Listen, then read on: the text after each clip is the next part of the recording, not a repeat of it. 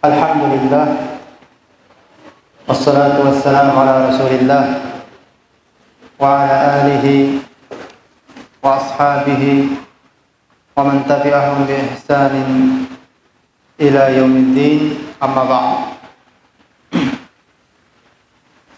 Ikhwani fid din wa akhwati fillah rahimakumullah. Alhamdulillah, kita kembali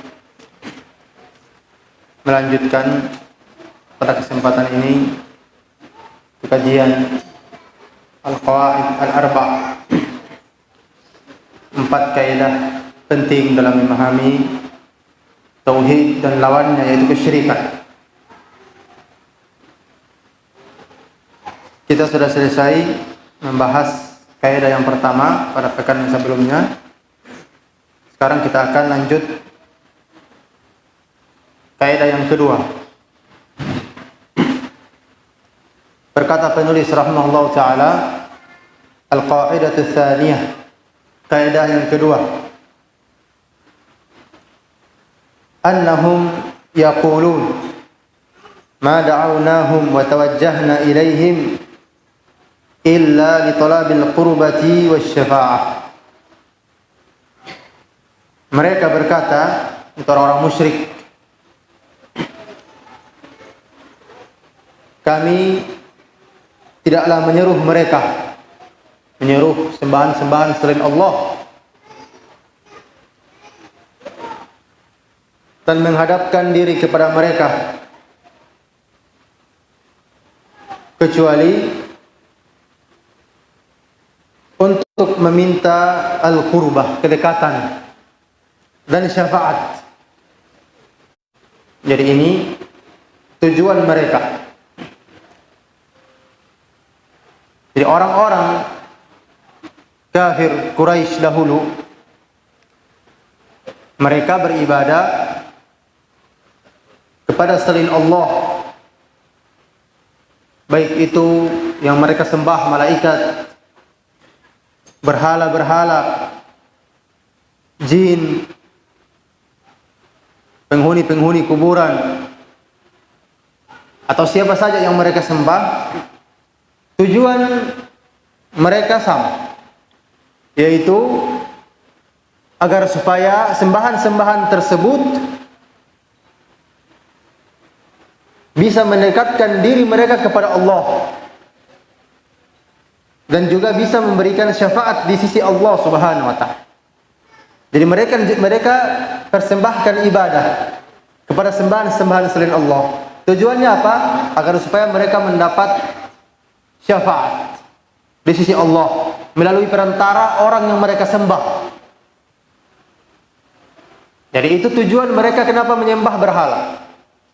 Jadi bukan berarti mereka menyembah berhala di sini mereka tidak menyembah Allah, mereka menyembah Allah juga. Orang-orang kafir Quraisy dahulu, mereka menyembah malaikat, mereka menyembah para jin dan selainnya. Tujuan mereka apa? Agar supaya sembahan-sembahan tersebut bisa mendekatkan diri mereka kepada Allah dan bisa memberikan syafaat. Ini kaidah kedua yang harus kita pahami dengan baik. Bahwasanya tujuan atau orang-orang musyrik di zaman Rasulullah SAW yang beliau dakwai, itu mereka tidaklah beribadah kepada berhala-berhala, beribadah kepada sembahan-sembahan mereka, kecuali agar supaya sembahan-sembahan tersebut bisa menjadi perantara, antara mereka dengan Allah Subhanahu wa ta'ala, agar supaya diberikan pertolongan, diberikan syafaat di sisi Allah Subhanahu wa ta'ala. Dan itu tujuan mereka. Kalau kita pahami ini dengan benar, dengan baik, maka banyak perkara yang kita bisa pahami dengan baik. Kaidah yang kedua ini, di sini terkandung 2 perkara. Yang pertama, yaitu terkandung di dalamnya syubhat orang-orang kafir dahulu kemudian diikuti oleh orang-orang kafir, orang-orang musyrik setelah mereka sampai di zaman kita ini. Apa isi syubhat tersebut? Syubhat maksudnya apa? Itu kerancuan dalam berdalil. Mereka berdalil dengan sesuatu yang bukan pada tempatnya. Sehingga seakan-akan kalau orang tidak paham, dia anggap oh itu dalil benar. Syubhat mereka yaitu apa? Bahwasanya kami tidak beribadah kepada sembahan-sembahan tersebut, berhala-berhala tersebut, orang-orang soleh tersebut, wali-wali tersebut. Tidak. Tujuan kami itu semata-mata agar supaya mereka itu bisa memberikan syafaat di sisi Allah, bisa memberikan pertolongan di sisi Allah, turun pertolongan Allah melalui sebab mereka, melalui sebab orang-orang yang kita sembah itu. Jadi itu maksud mereka. Jadi bukan semata-mata mereka itu beribadah kepada berhala, bukan. Tapi ada tujuannya. Ada tujuan. Itu yang pertama. Itu yang pertama, sebagaimana yang disebutkan oleh penulis rahimahullah taala di sini. Sangat jelas. Sangat jelas. Dan penulis rahimahullah taala beliau akan nanti sebutkan dalil yang membantah mereka. Yang kedua, berisi penjelasan perkara yang kedua, kaidah ini berisi penjelasan bahwasanya Allah Subhanahu wa taala tidak butuh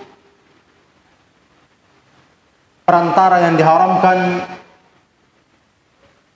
di dalam memperoleh maslahat atau manfaat, begitu juga di dalam menolak mudarat, menolak bahaya. Allah tidak butuh yang namanya al-wasaiq, yaitu perantara-perantara. Jadi tidak perlu kita jadikan bagi kita dengan Allah Subhanahu wa taala itu perantara.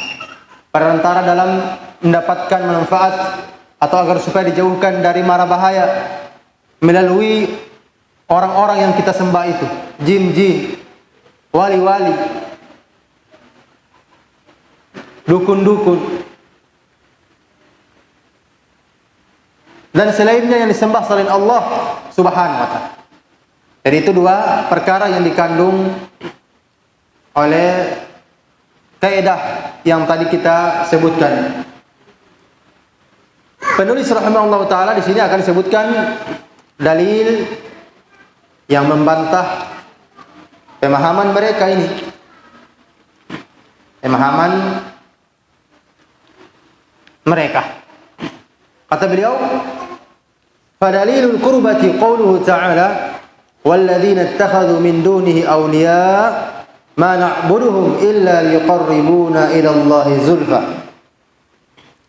Inna Allaha yahkumu bainahum fima hum fihi yakhtalifun. Inna Allaha la yahdi man huwa kadhibun kaffar." Kata beliau, dan dalil tentang kurbah. Dalil bahwasanya orang-orang kafir dahulu itu beribadah kepada sembahan-sembahan mereka dengan maksud agar supaya mendapatkan kurbah, kedekatan di sisi Allah Subhanahu wa taala. Yaitu firman Allah Subhanahu wa taala, "Walladzina ittakhadhu min dunihi awliya ma na'buduhum illa liqarribuna ila Allahi zulfa." Dan orang-orang yang mereka jadikan sebagai penolong-penolong selain Allah Subhanahu wa taala, kata mereka, "Ma na'buduhum." Kami tidak beribadah kepada mereka illa yuqarribuna ila Allahi zulfa, kecuali agar supaya mereka itu, yaitu sembahan-sembahan itu bisa mendekatkan kami kepada Allah Subhanahu wa taala dengan sedekat-dekat. Ini tujuan mereka. Allah yang sendiri yang kabarkan keadaan orang-orang musyrik dahulu. Orang-orang musyrik dahulu, mereka katakan bahwasanya kami tidak menyembah mereka sebenarnya. Tujuan kami agar supaya mereka itu menjadi perantara agar supaya kita menjadi orang yang dekat di sisi Allah Subhanahu wa taala. Jadi persis yang dikatakan oleh sebagian orang-orang para penyembah wali-wali, orang-orang yang soleh yang sudah meninggal dunia. Ketika kita katakan jangan kalian pergi mengagungkan kuburan-kuburan mereka, jangan berdoa di sana, mereka katakan kita ini adalah orang-orang yang banyak dosa. Namun mereka yang ada di kuburan ini adalah orang-orang suci, para wali. Kalau mereka berdoa kepada Allah langsung dikabulkan. Sehingga kami datang di sini berdoa, datang di sini beribadah di kuburan sini agar supaya orang yang di kuburan ini, para wali yang di kuburan itu bisa menyampaikan hajat-hajat kita kepada Allah Subhanahu wa taala. Ini tujuan mereka. Sama persis yang dikatakan oleh apa? Orang-orang kafir Quraisy dahulu di dalam Al-Qur'an sini yang Allah kabarkan. Kata mereka apa? Ma na'buduhum illa yuqarribuna ila Allahi zulfa. Berhala-berhala itu kami tidak sembah. Asalnya mereka kami tidak sembah, kata mereka, orang-orang kafir Quraisy. Melainkan agar supaya mereka itu menjadikan kita orang-orang yang dekat di sisi Allah. Jadi mereka jadikan perantara. Jadi mereka potong di situ onta, potong sapi di situ dan seterusnya. Tujuan mereka apa? Agar supaya penghuni-penghuni kuburan tersebut atau berhala-berhala tersebut yang asalnya adalah orang-orang soleh itu menjadi perantara di sisi Allah agar supaya Allah mendatangkan pertolongan, memberikan mereka kedudukan, diangkat kedudukannya di dunia. Itu tujuan mereka. Jadi bukan semata-mata mereka itu beribadah mengatakan bahwasanya berhala itu Tuhan, berhala itu pencipta, bukan. Sebagaimana sudah dijelaskan pada kaidah yang pertama, orang-orang kafir Quraisy tidak meyakini berhala itu menciptakan. Nah, begitu juga mereka tidak meyakini berhala itu memberikan rezeki, tidak. Mereka tetap meyakini Allah yang menciptakan, Allah yang memberikan rezeki. Dan sekarang kaidah yang kedua kita paham apa maksud mereka beribadah di sisi berhala tersebut, di sisi kuburan tersebut. Agar supaya penghuni-penghuninya itu yang mereka yakini itu bisa memberikan manfaat dan mudarat, itu mendatangkan atau bisa memberikan syafaat, bisa memberikan pertolongan di sisi Allah Subhanahu wa taala. Kata Allah Subhanahu wa taala, "Innallaha yahkumu bainahum fima hum yakhtalifun." Sesungguhnya Allah Subhanahu wa taala akan menghukum mereka atas apa yang mereka perselisihkan di dunia, maksudnya di hari kiamat nanti. Allah yang akan putuskan apa yang telah mereka kerjakan tadi. Innallaha la yahdi man huwa kadhibun kaffar. Sesungguhnya Allah Subhanahu wa taala tidak memberikan petunjuk orang yang pendusta lagi kufur kepada Allah Subhanahu wa taala. Jadi sangat jelas ayat yang mulia ini. Ayat yang mulia ini. Penulis yang pertama di sini beliau mau membantah yang pertama, yaitu tujuan mereka agar supaya diberikan kedudukan yang tinggi, kedekatan di sisi Allah, al-qurbah. Jadi tujuan mereka menyembah berhala tersebut, sembahan-sembahan selain Allah tersebut, agar supaya mereka didekatkan di sisi Allah Subhanahu wa taala. Sehingga kalau mereka berdoa, kalau mereka minta pertolongan langsung dikabulkan, karena mereka sudah memiliki kedudukan. Karena mereka sudah memiliki kedudukan. Allah Subhanahu wa taala dalam ayat yang mulia ini itu membantah mereka dan menghukumi bahwasanya perbuatan mereka itu kekufuran dan kedustaan atas nama Allah Subhanahu wa taala. Dan kedustaan atas nama Allah Subhanahu wa ta'ala. Perhatikan Allah Subhanahu wa ta'ala dalam ayat ini itu menutup dan firman-Nya, innallaha la yahdi man huwa kadhibun kaffar. Innallaha la yahdi man huwa kadhibun kaffar. Sesungguhnya Allah Subhanahu wa taala tidak memberikan petunjuk kepada orang yang pendusta lagi kufur, berbuat kekafiran. Artinya apa? Ayat ini Allah sebutkan setelah mengabarkan ucapan mereka yang mengatakan ma na'buduhum illa liyuqarribuna ila Allahi zulfa. Tidaklah kami menyembah mereka sembahan-sembahan selain Allah melainkan agar supaya mereka itu bisa mendekatkan diri kami kepada Allah. Allah tutup dengan ayat innallaha la yahdi man huwa kadzibul kafar. Sesungguhnya Allah Subhanahu wa taala tidak memberikan petunjuk kepada orang yang pendusta lagi apa? Lagi berbuat kufur, berbuat kekafiran. Artinya apa? Perbuatan mereka dihukumi kedustaan. Karena Allah hukumi mereka apa? Kadzib, orang yang dusta. Artinya perbuatan mereka merupakan kedustaan atas nama Allah Subhanahu wa taala. Mereka bilang bahwasanya perbuatan-perbuatan kami ini itu sekedar kita mendekatkan diri kepada Allah saja. Kami tidak menyembah mereka, mengatakan mereka itu Tuhan, tidak. Kita masih yakini Allah itu Tuhan. Mereka masih demikian. Namun Allah katakan itu dusta. Mereka pembohong. Bahkan Allah katakan kafar. Orang yang telah melakukan kekufuran kepada Allah Subhanahu wa taala. Allah hukumi perbuatan mereka kekufuran. Telah melakukan kedustaan atas nama Allah Subhanahu wa taala. Kemudian mereka juga telah melakukan kekufuran. Dan ini jelas bantahan kepada orang-orang di zaman ini. Orang-orang kuburiyun yang mengagungkan kuburan-kuburan atas nama kami mengagungkan, kami menghormati, kami memuliakan wali-wali. Kami memuliakan orang-orang soleh. Mereka itu orang-orang suci. Kami ini pendosa. Sehingga kami harus muliakan mereka. Kita potongkan mereka ini dan ini. Kita berikan nazar kepada mereka dan seterusnya.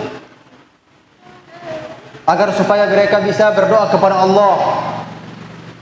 Sehingga Allah mengampuni kita. Memberikan pertolongan kepada kita. Dan seterusnya dari ucapan-ucapan mereka. Sama persis dengan apa dikatakan oleh orang-orang kafir Quraisy dahulu. Tidak ada bedanya. Tidak ada bedanya. Jadi kalau kita sudah paham hal ini, maka kita paham apa yang dilakukan orang-orang di zaman sekarang ini. Apa yang mereka lakukan tersebut, yang mereka yakini itu ibadah, Allah hukumi itu kedustaan atas nama Allah. Bahkan Allah Subhanahu wa taala hukumi itu kekufuran. Perbuatan mereka merupakan kekufuran kepada Allah Subhanahu wa taala. Allah Subhanahu wa taala tidak ridha kufuran seorang itu beribadah kepadanya dengan melakukan kekufuran dan kedustaan. Melakukan kufuran dan kedustaan. Jadi sangat jelas Allah tegaskan innallaha la yahdi man huwa kadzibun kafar. Sesungguhnya Allah Subhanahu wa taala tidak memberikan petunjuk orang yang pendusta lagi berbuat kekufuran, berbuat kekafiran kepada Allah Subhanahu wa taala. Kemudian setelah itu penulis rahimahullah taala di sini beliau akan sebutkan dalil yang kedua. Kata beliau, wa dalilus syafa'ati qauluhu ta'ala. Dan dalil tentang syafaat. Maksudnya apa? Bahwasanya tujuan orang-orang kafir Quraisy dahulu ketika mereka beribadah kepada sembahan-sembahan selain Allah, tujuan mereka agar supaya diberikan syafaat.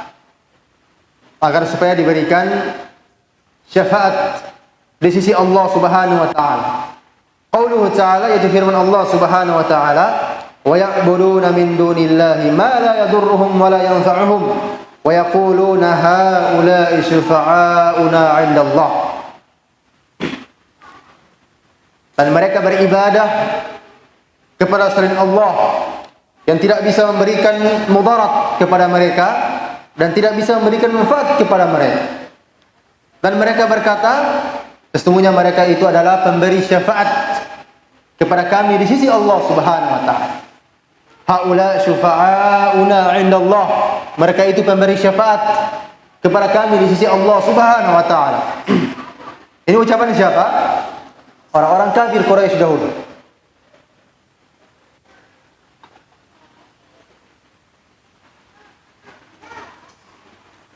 Orang-orang kafir Quraisy yang mengatakan bahwasanya sembahan-sembahan yang kami sembah ini itu mereka adalah pemberi syafaat di sisi Allah.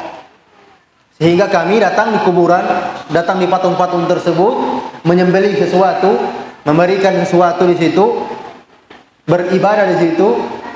Tujuan kami agar supaya penghuni-penghuni itu kuburan memberikan syafaat di sisi Allah.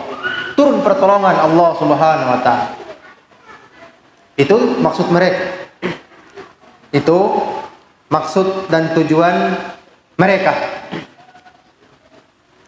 Jadi Allah Subhanahu wa taala menggambarkan sendiri keadaan mereka. Orang-orang kafir Quraisy. Orang-orang kafir Quraisy. Allah Subhanahu wa taala dalam ayat yang mulia ini setelah mengabarkan perbuatan orang-orang kafir Quraisy ini yang mengatakan bahwasanya sembahan-sembahan ini adalah pemberi syafaat di sisi Allah Subhanahu wa taala. Allah katakan, "Qul atunabbi'una Allah bima la ya'lamu ma fis samawati wala fil ard subhanahu wa ta'ala amma yusyrikun." Itu sambungan ayatnya. Allah katakan, katakanlah kepada mereka wahai Muhammad, apakah mereka mau mengabarkan kepada Allah Subhanahu wa taala yang dia tidak ketahui di langit ataupun di bumi? Maksudnya apakah mereka mau mengabarkan sesuatu ilmu kepada Allah yang Allah tidak ketahui? Maksudnya perbuatan mereka tadi menganggap sembahan-sembahan selain Allah itu sebagai pemberi syafaat. Padahal Allah tidak pernah ajarkan kepada mereka. Dan sekarang mereka mengatakan bahwa itu sebagai pemberi syafaat. Mereka itu pemberi syafaat di sisi Allah. Allah katakan kepada Nabi kita Muhammad SAW, katakan kepada mereka, apakah mereka mau mengajarkan Allah, mau memberitahukan Allah, kalau Allah tidak mengetahui hal tersebut? Hal tersebut tidak diketahui oleh Allah Subhanahu wa taala, sehingga harus kalian yang ajarkan, kalian beritahu bahwasanya mereka itu pemberi syafaat di sisi Allah Subhanahu wa taala. Kemudian Allah tutup, Subhanahu wa taala amma yusyrikun. Maha suci Allah Subhanahu wa taala dan maha tinggi Allah Subhanahu wa taala dari apa yang mereka persekutukan, dari apa yang mereka berbuat syirik kepadanya. Allah namakan perbuatan mereka apa? Syirik. Subhanahu wa ta'ala amma yusyrikun. Maha suci Allah Subhanahu wa ta'ala dan maha tinggi dari apa yang mereka persekutukan. Allah Subhanahu wa ta'ala hukumi perbuatan mereka yang mengatakan itu adalah pemberi syafaat sebagai apa? Perbuatan kesyirikan. Sebagai perbuatan kesyirikan. Allah tutup Subhanahu wa ta'ala amma yusyrikun. Jadi perbuatan mereka menganggap, keyakinan mereka menganggap bahasanya sembahan-sembahan selain Allah itu bisa memberikan syafaat, itu Allah vonis bahasanya itu perbuatan kesyirikan. Sama dengan orang-orang di zaman sekarang. Ketika mereka datang di kuburan, bawa sesajen,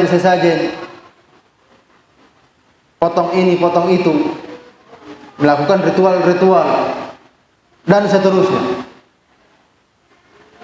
meminta hajat di situ. Ketika ditanya, mereka katakan mereka itu pemberi syafaat di sisi Allah Subhanahu wa taala. Sama yang dikatakan oleh orang-orang kafir Quraisy dahulu, yang dikabarkan oleh Allah Subhanahu wa taala dalam Al-Qur'an. Wa yaquluna haula'i syufa'auna 'indallah. Mereka berkata mereka itu adalah pemberi syafaat kami di sisi Allah. Sama persis dengan ucapan orang-orang di zaman sekarang. Mereka itu pemberi syafaat kita. Kita ini penuh dosa. Kalau mereka berdoa langsung diijabahi oleh Allah. Itu alasan mereka di zaman sekarang. Sama persis. Tidak ada bedanya. Mereka mengucapkan ucapan yang sama diucapkan oleh orang-orang kafir Quraisy yang dahulu diperangi oleh Rasulullah SAW. Namun bedanya di zaman sekarang mereka mengaku muslim 100%. Mereka mengaku muslim 100%. Coba lihat di KTP Islam tanpa ragu. Kalau di zaman dahulu tidak mengaku mereka muslim. Karena mereka diketahui jelas kalau muslim harus meninggalkan yang seperti itu. Mereka tahu. Oleh karena itu mereka tidak mau mengaku muslim kalau zaman dahulu. Karena kalau muslim harus tinggalkan perbuatan-perbuatan seperti itu. Ritual-ritual seperti itu harus ditinggalkan. Itu kalau muslim. Berbeda di zaman sekarang, mengaku muslim. Mengaku muslim namun justru melakukan kesyirikan-kesyirikan yang dilakukan orang-orang musyrik dahulu. Kalau kita peringatkan, justru mereka katakan kalian memecah belah umat. Kalian itu Wahabi.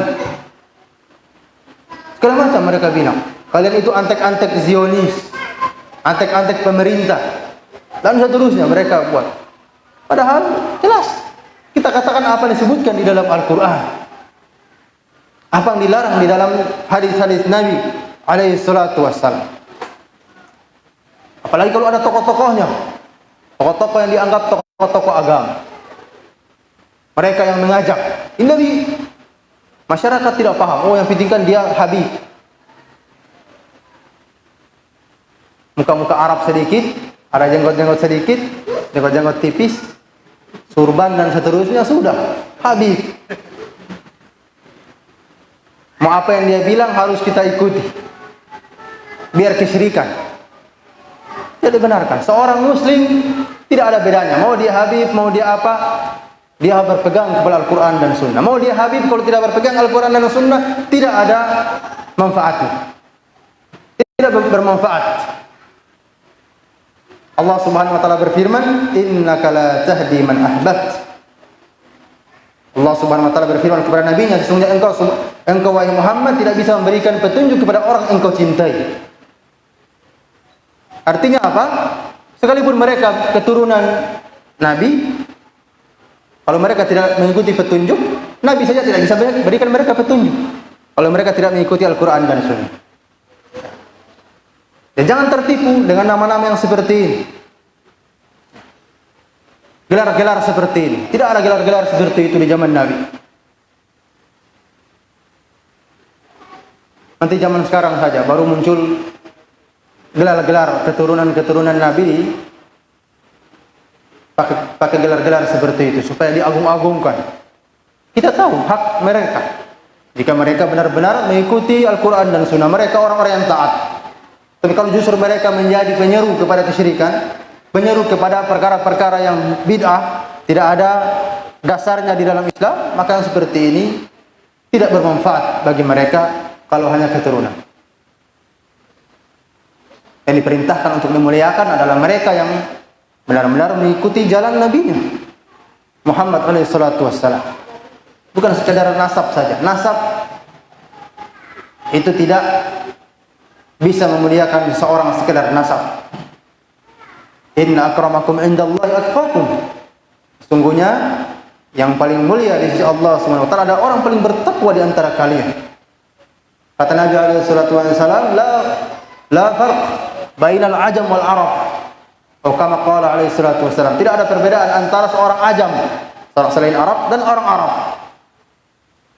Kecuali apa? At-taqwa. Kecuali yang membedakan adalah at-taqwa. Takwa kepada Allah Subhanahu wa taala. Takwa yang sebenar-benarnya. Takwa yang sebenar-benarnya ketakwaan. Jadi Allah Subhanahu wa taala dalam ayat yang mulia ini itu menghukumi perbuatan mereka, orang-orang yang mengatakan bahasanya itu adalah sekedar agar supaya mereka bisa memberikan syafaat kepada Allah Subhanahu wa taala. Allah vonis itu sebagai bentuk kesyirikan. Subhanahu wa taala amma yusyrikun. Maha suci Allah Subhanahu wa taala dan maha tinggi, maha mulia Allah dari apa yang mereka persekutukan. Ini Allah Subhanahu wa taala sendiri yang tegaskan demikian, sebagaimana yang disebutkan oleh penulis rahimahullah taala kedua dalil tersebut. Jadi kaidah yang mulia ini itu kaidah yang sangat penting bagi kita pahami dan kita pegang dengan benar bahwasanya perbuatan ini itu yang dilakukan orang-orang zaman sekarang kepada sembahan-sembahan selain Allah. Tujuan mereka itu agar supaya mendapatkan kedekatan diri kepada Allah, mendapatkan syafaat di sisi Allah. Tujuan ini sama dengan tujuan orang-orang kafir Quraisy dahulu. Telah diucapkan juga dengan ucapan yang sama di zaman Nabi alaihi salatu wassalam. Bedanya di zaman sekarang mereka mengaku muslim, di zaman dahulu mereka tidak mengaku muslim. Itu saja bedanya. Itu saja bedanya. Namun perbuatan mereka sama. Perbuatan dan hakikat apa yang mereka lakukan itu sama. Kemudian perkara yang kedua tadi yang kita sudah sebutkan bahwasanya apa? Orang-orang bahwasanya Allah Subhanahu wa taala tidak butuh kepada wasaid, perantara-perantara di dalam beribadah kepadanya, di dalam meminta manfaat, dan agar supaya kita dijauhkan dari keburukan-keburukan, bahaya-bahaya. Allah tidak butuh yang namanya perantara-perantara yang diharamkan. Yang jelas-jelas di situ telah terlarang. Ya, tidak boleh seorang itu menyamakan Allah dengan makhluknya. Sebagian mereka mengatakan kalau kita bertemu dengan raja, presiden yang seterusnya harus butuh apa? Perantara dulu, tidak boleh kita langsung sampai. Begitu juga kita dengan Allah Subhanahu wa taala. Tidak boleh langsung kepada Allah. Kita ini siapa? Kata mereka.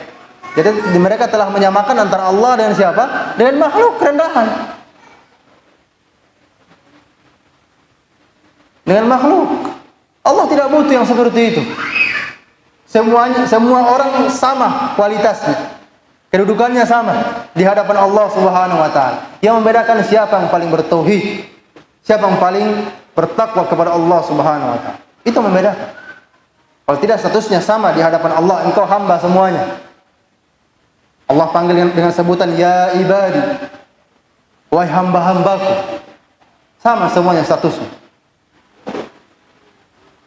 Jadi jangan kita samakan Allah dengan makhluknya. Kita katakan raja itu harus butuh perantara untuk supaya kita bisa sampai kepadanya. Presiden itu harus butuh perantara supaya kita bisa sampai kepada presiden. Ini menyamakan Allah Subhanahu wa taala dengan makhluknya. Ini jelas perbuatan yang keliru. Jadi Allah Subhanahu wa taala tidak butuh dengan yang seperti itu. Allah Subhanahu wa taala hanya perintahkan kepada kita agar supaya melakukan sebab-sebab. Sebab-sebab yang dengannya apa? Membuat kita dekat kepada Allah Subhanahu wa taala. Kita menjadi orang-orang yang didekatkan di sisi Allah Subhanahu wa taala. Allah perintahkan melakukan sebab-sebab yang disyariatkan. Bukan justru kita jadikan orang lain, jadikan makhluk lain sebagai sebab, sebagai perantara agar supaya mereka berdoa kepada Allah, kemudian kita menjadi orang yang dekat di sisi Allah. Bukan. Namun kita diperintahkan oleh Allah Subhanahu wa taala untuk melakukan sebab-sebab syar'i yang disyariatkan agar supaya kita menjadi orang-orang yang dekat di sisi Allah Subhanahu wa taala. Itu yang kita diperintahkan. Allah Subhanahu wa taala berfirman, "Ya ayyuhalladzina amanu taqullaha wabtaghu ilaihil wasilah wajahidu fi sabilihi la'allakum tuflihun." Wahai orang-orang yang beriman, ittaqullah, bertakwalah kalian kepada Allah. Perintah pertama, perintah apa? Untuk bertakwa. Perintah kedua, wabtaghu ilaihil wasilah. Dan carilah al-wasilah untuk sampai kepada Allah. Carilah al-wasilah untuk sampai kepada Allah Subhanahu wa taala. Yang dimaksud dengan al-wasilah di sini itu al-qurbah, ketaatan-ketaatan. Maksudnya apa? Kita diperintahkan untuk mengerjakan ketaatan-ketaatan yang dengannya kita bisa sampai kepada Allah Subhanahu wa taala. Itu maksud ayat tersebut. Itu yang dimaksud dengan ayat tersebut. Kita lakukan perintah-perintah Allah, kita jauhi larangan-larangannya sehingga kita bisa sampai kepada Allah Subhanahu wa taala. Itu maksud ayat tersebut. Oleh karena itu Allah Subhanahu wa taala katakan apa? Wajahidu fi sabilihi la'allakum tuflihun. Bersungguh-sungguhlah di jalannya, di jalan Allah, agar kalian menjadi orang-orang yang beruntung. Orang-orang yang beruntung. Berkata Al-Imam Al-Baghawi rahimahullah ta'ala tentang ayat ini, kata beliau, talkhisuhu, kesimpulan tafsir ayat ini, kata beliau, imtathilu amrallah tanju.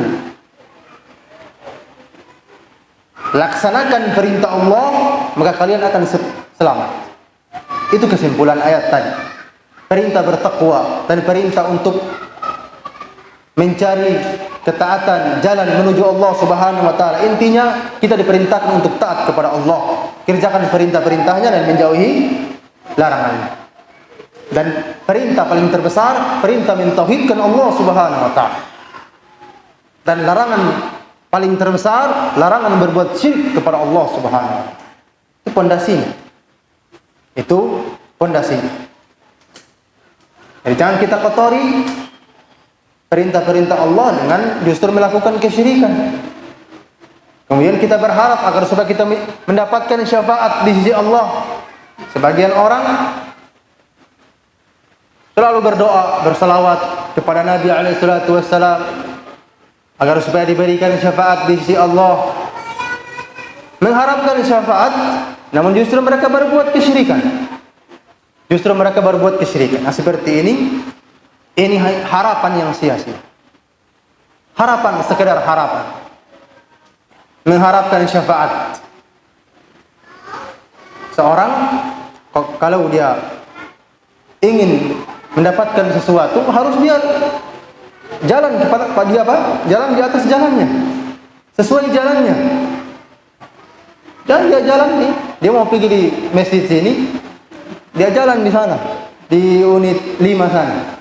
Unit 5 terus tembus sampai di Kuala, di sungai, nyebrang lagi di sebelah lagi, terus tidak sampai di sana, tembus di Minahaki, tidak sampai di sini. Ya. Jadi orang menginginkan kebahagiaan, keberuntungan, menginginkan syafaat, dia harus lewati jalan-jalannya yang disyariatkan. Oleh karena itu berkata seorang penyair, tarjun najata walam tasluk masalikaha, inna safinata la tajri 'alal jabis.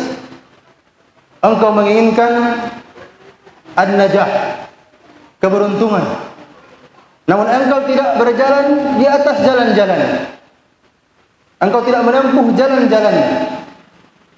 Sesungguhnya kapal itu tidak berjalan di atas daratan. Kapal itu tidak berjalan di atas daratan. Jadi jelas, kapal itu tidak berjalan di atas daratan. Jika engkau mau pergi ke pulau sebelah, harus lewat laut.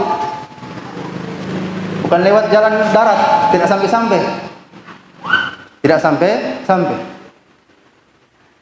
Maka barang siapa yang ingin mendapatkan syafaat di sisi Allah Subhanahu wa taala, diberikan pertolongan oleh Allah Subhanahu wa taala, dia kerjakan apa yang diperintahkan Allah dan jauhi yang dilarang oleh Allah Subhanahu wa taala. Jangan justru kita melakukan larangan yang terbesar, yaitu kesyirikan. Penghalang syafaat itu kesyirikan. Itu penghalang terbesar, sebagaimana nanti kita akan jelaskan. Penghalang terbesar seorang mendapatkan syafaat itu kesyirikan kepada Allah Subhanahu wa taala.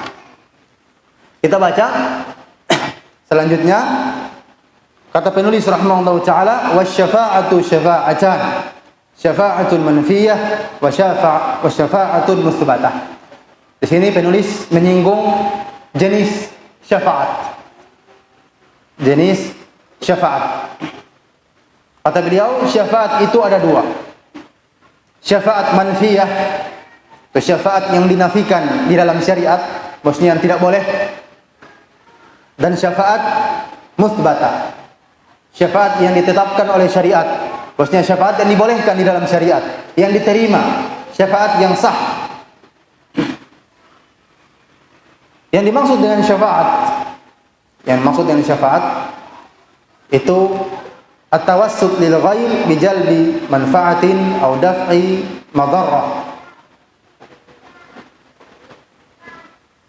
Itu menjadikan orang lain sebagai perantara,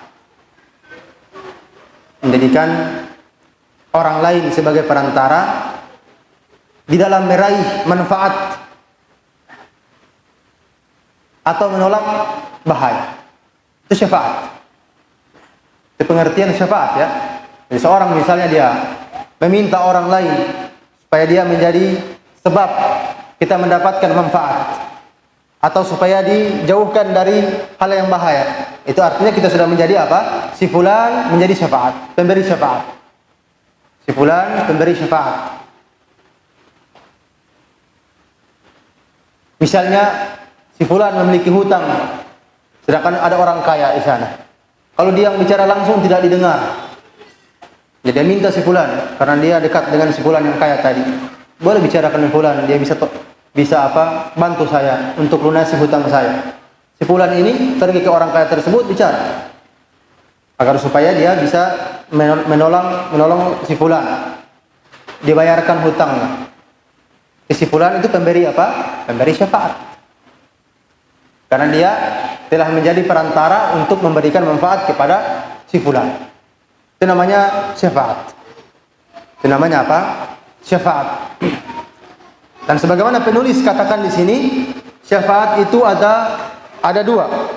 Syafaat manfiyah dan syafaat musbatah. Syafaat musbatah.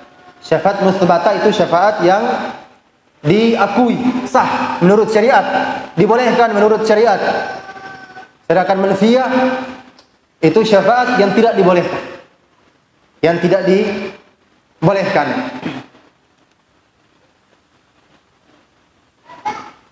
Jadi syafaat manfiyah atau syafaat yang pertama syafaat musbatah. Syafaat musbatah itu syafaat yang ditetapkan oleh syariat. Itu syafaat yang kita minta kepada Allah Subhanahu wa taala. Ini terkait dengan apa?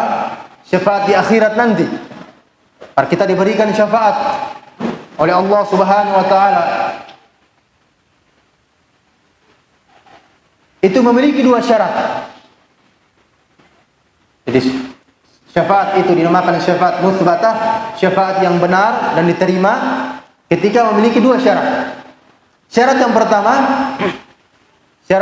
yang pertama yaitu izin dari Allah Subhanahu wa taala kepada pemberi syafaat.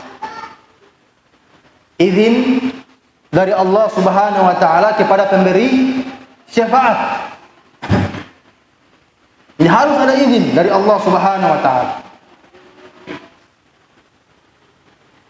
Harus ada izin dari Allah Subhanahu wa taala. Karena syafaat itu hak Allah, murni hak Allah. Allah yang memberikan kepada siapa yang Dia kehendaki. Jadi harus ada izin dari Allah Subhanahu wa taala. Allah Subhanahu wa taala berfirman, "Man dzalladzi yashfa'u 'indahu illa bi'idznihi." Tidak ada yang bisa memberikan syafaat di sisinya, di sisi Allah Subhanahu wa taala kecuali dengan izinnya. Dalam ayat kursi jelas, "Man dzalladzi yashfa'u 'indahu illa bi'idznihi." Siapakah yang bisa memberikan syafaat? Maksudnya tidak ada yang bisa memberikan syafaat di sisinya kecuali dengan izinnya, dengan izin Allah Subhanahu wa taala. Jadi harus ada izin dari Allah Subhanahu wa taala. Sedangkan kita tidak tahu siapa yang diberikan izin oleh Allah. Kita tidak punya dalil. Tidak disebutkan di dalam Al-Qur'an siapa fulan.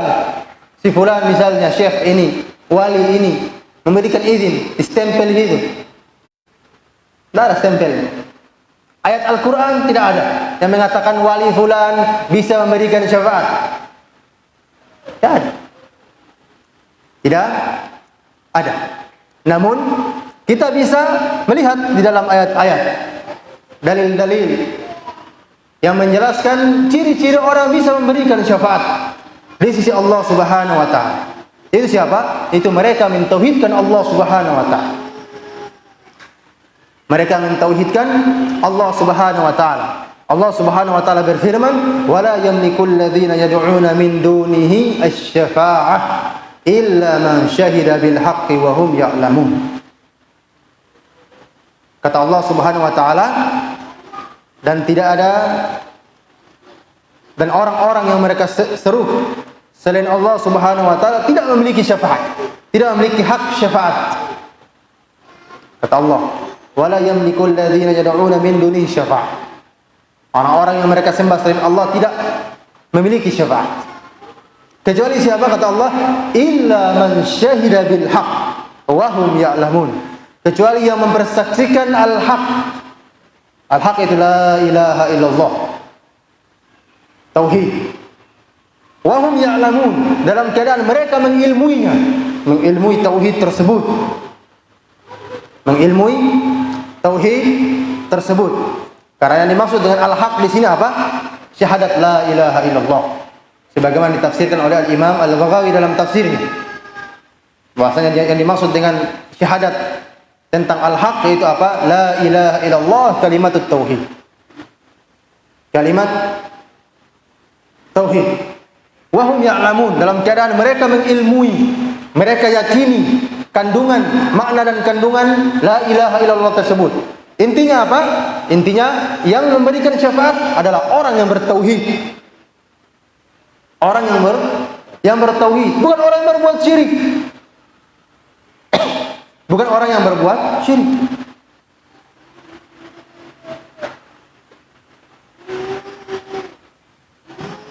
Ini syarat yang pertama. Jadi orang yang bisa memberikan syafaat nanti di hari kiamat, yang pertama orang yang apa? Yang mentauhidkan Allah Subhanahu wa taala. Di zaman sekarang yang mereka datangi untuk meminta syafaat tidak jelas siapa. Kadang hanya kuburannya hanya dongeng-dongeng saja yang telah berlalu. Ini si fulan, si sunan, sunan-sunan dan seterusnya. Tidak jelas sunan-sunannya. Ada yang sunannya katanya bertapa di pinggir kali dan seterusnya. Bagaimana seperti ini? Ini dinamakan wali menurut versi tersebut. Ada versi lain lagi, banyak sekali versinya. Tapi ini salah satu versi yang tersebar. Bertapa di kali, dijadikan sunan, dijadikan wali. Diminta syafaat. Padahal syarat orang yang memberikan syafaat, dia harus bertauhid, bukan bertapa. Bertapa bukan orang bertauhid. Orang bertauhid dia harus sholat, bukan bertapa di situ, di kali.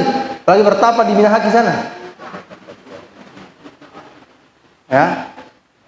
Jadi harus jelas agamanya, jelas tauhidnya, tidak berbuat syirik kepada Allah Subhanahu wa taala. Tidak berbuat syirik kepada Allah Subhanahu wa taala. Karena Allah yang katakan, Allah hanya memberikan syafaat kepada orang yang bertauhid. Orang yang Allah Subhanahu wa taala ridhai, itu orang yang mentauhidkan Allah Subhanahu wa taala. Kemudian yang kedua, bahkan sebagian mereka itu datang meminta syafaat, meminta sesuatu pada kuburan orang-orang yang tidak ditahu apakah dia beragama Muslim atau bukan. Hanya kadang di suatu kampung, karena di situ ada kuburan tua, tidak ditahu, tidak jelas siapa penghuninya. Hanya karena kuburan tua sudah langsung dibuat bangunannya dan seterusnya. Ini wali fulan, wali 10,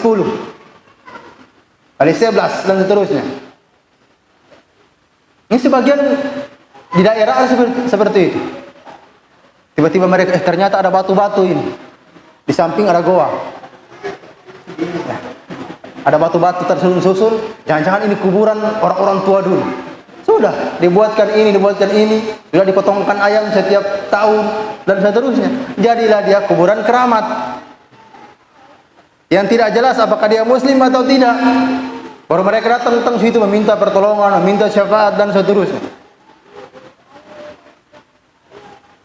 Orang-orang yang tidak jelas keislamannya, orang yang jelas-jelas Muslim saja, tidak boleh kita meminta syafaat kepadanya, apalagi orang yang tidak jelas seperti ini. Dan di mana mereka simpan akal-akal mereka? Ini jelas karena apa? Menyimpang dari Al-Quran dan Sunnah, tidak mengikuti petunjuk Allah dan Rasulnya.